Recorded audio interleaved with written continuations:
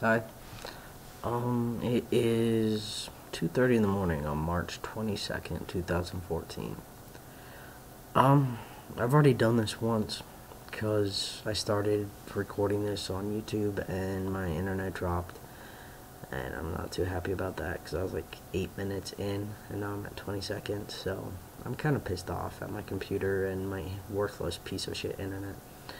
Yeah. Anyway, not much has been going on. Yesterday, or kind of my today still, was my sister's wedding, so that was pretty interesting. Normally, I shy away from any event that's gonna have a lot of family there because I don't like dealing with family. You know, it makes me uncomfortable and I never know what to expect, and there's always this huge anticipation that I'm gonna have to defend myself or explain myself to someone, and I hate that. And before anyone says, well, you don't have to explain yourself. Yeah, I do. Because if I don't explain myself, there's not even a chance in hell that I'm going to be respected or people are going to use the right name or pronouns. So I don't have a choice. It's either I explain myself or I cause drama by, freaking out or something. I'd rather explain myself and be like, yeah, so my legal name is Malachi and I go by Alec for short. And I'm a man and I use masculine pronouns. And sometimes I'll go deeper than that and sometimes I won't. It just kind of depends. But yeah, it wasn't that bad. I saw three of my dad's sisters and an assortment of cousins, and my mom's sister Heidi came up from Provo with her husband Dale and their two kids, Megan and Amanda, and Megan's husband, whose name I can never remember. Should really find that out because it's kind of rude. So seeing Heidi and her family was amazing because they're incredibly supportive. They're really good allies. They're some of my strongest family allies.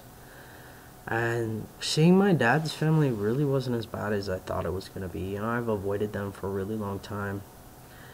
And one of my aunts, my Aunt Judy, came up and used the right name, which was like, whoa.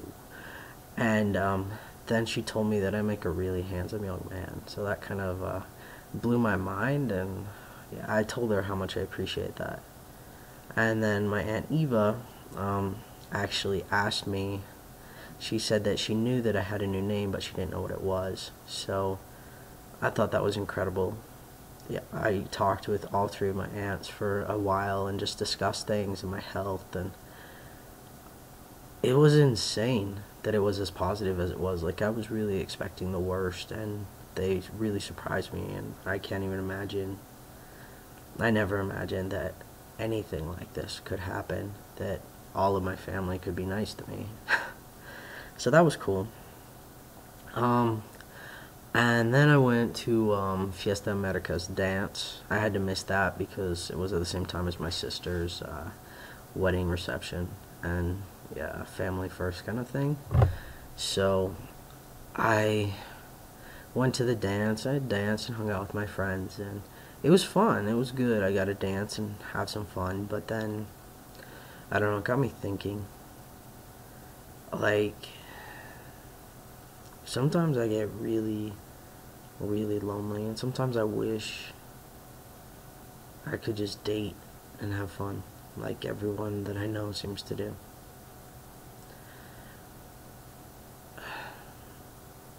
And it's frustrating because most people would assume that I could. And it's not that I can't, it's just I have this tugging right here. It just,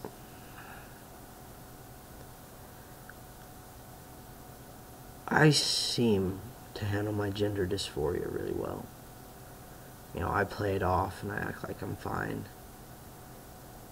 And I don't. The idea of asking a girl out is terrifying. I've had one real life girlfriend since transition, and oh yeah, she left me. And I went through a really bad bout of depression and suicidal tendencies. And that is what it is, and there are videos about that earlier on. And honestly, I don't think she has the slightest comprehension of what I gave. You know, I mean, that is what it is. Really, I don't think it's easy or even possible within reason for someone that's not trans to understand gender dysphoria. But the only way I can explain it is imagine everything you're insecure about and times it by 100, and you'll get kind of in the neighborhood, in the same state as what I feel every day. And I know that kind of sounds self-absorbed, that I'm like, oh yeah, my insecurity is so bigger than yours. And it's not like that, because it's not something that I'm proud about. It's not something that I like. And, you know, obviously I don't know what everyone else is going through, but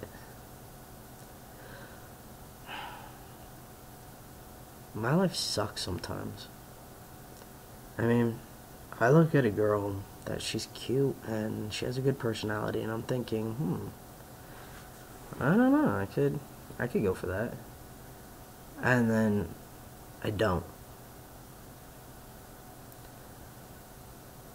Because why bother?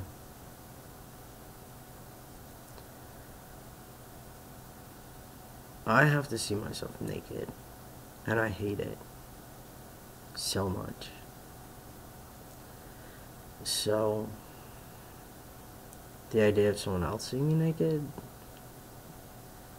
is bad.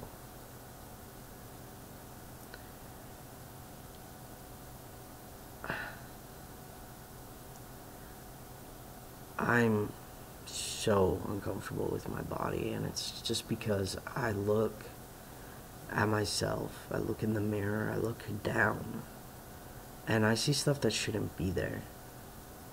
And I accept that it's there, and I accept that that's the lot I was given, so to speak. And accept that I can't be perfect like I wish I was, or, you know, normal. But it still sucks, and it's still something that I'm constantly aware of. I'm constantly aware that I have stuff on my chest that I shouldn't have. I'm aware that I don't have stuff at my crotch that I should have. You know, I'm aware of everything that's wrong on my body, and I'm aware on a constant, unending basis. Every time I'm interacting with anyone, I'm acutely aware of everything wrong with my body, and I'm wondering if they can see it. You know, I am able to walk around now publicly and be, you know, accepted as male because I look normal. I look like a man, which is fantastic. I'm trying to get out of the habit of using the word pass, because I saw a video, a very short video, from a trans woman who said that, you know, pass is a bad word because I'm not passing as a man. I am a man. I'm just being viewed as what I am. You know, I've always been a man. I was a boy before, you know. That's never not been who I was, and it's just now other people can see it because I've gotten to that point physically. But the thing is I have to wear a compression shirt. I haven't had top surgery yet. And that sucks.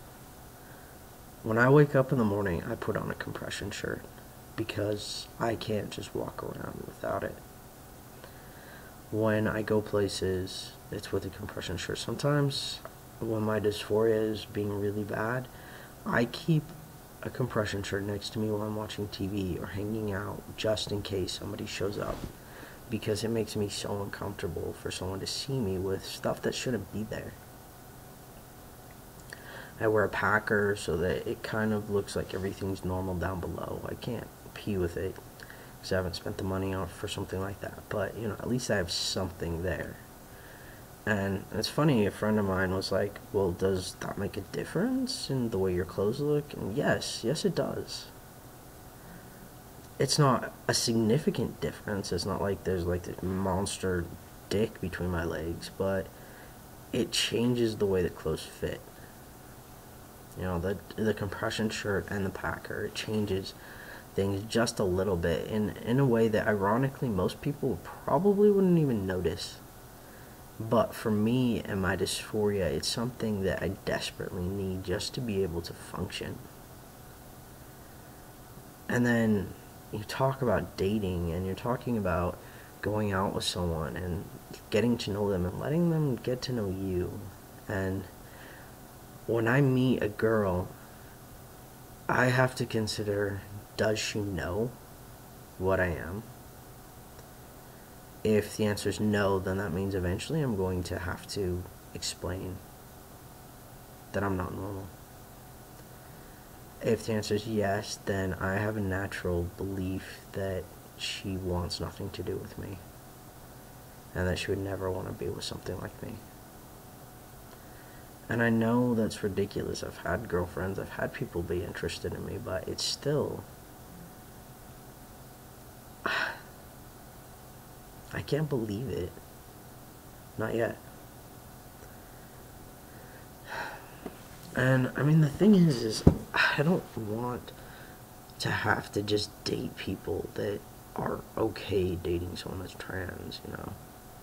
That bothers me. It bothers me that I can't just like a girl and ask her out without having to constantly worry about me.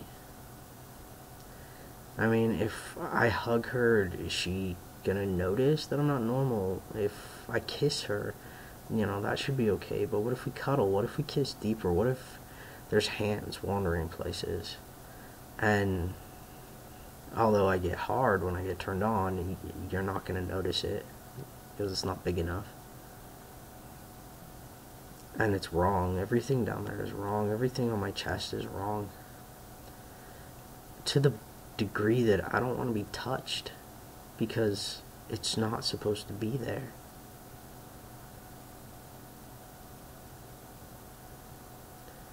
And normal people, I don't think, can get that. You know, my ex once asked me why I couldn't just relax and dance. And for her, that just seemed like normal. You know, you dance, you move your body. And yeah, some people are awkward, but for me, my body is something I've hated for years and I've avoided for years, and I don't even know how to move to save my life. And it's like, you've had how many years to get used to your body? Mine isn't even close to being okay. You know, I haven't had my surgeries, so I can't take my shirt off. Even afterwards, I'm gonna be so aware of the scars. Like, you have no idea. Every time I take my shirt off, I'll be wondering if somebody's gonna notice those scars and know what they are and think that I'm less of a man because of them.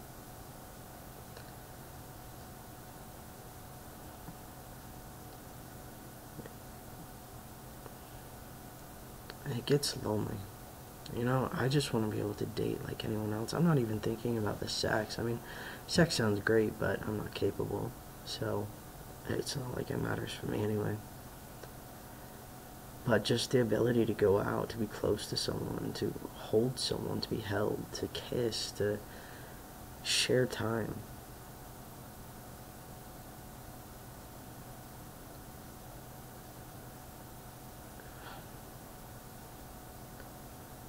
I don't think normal people, whether they're gay or straight,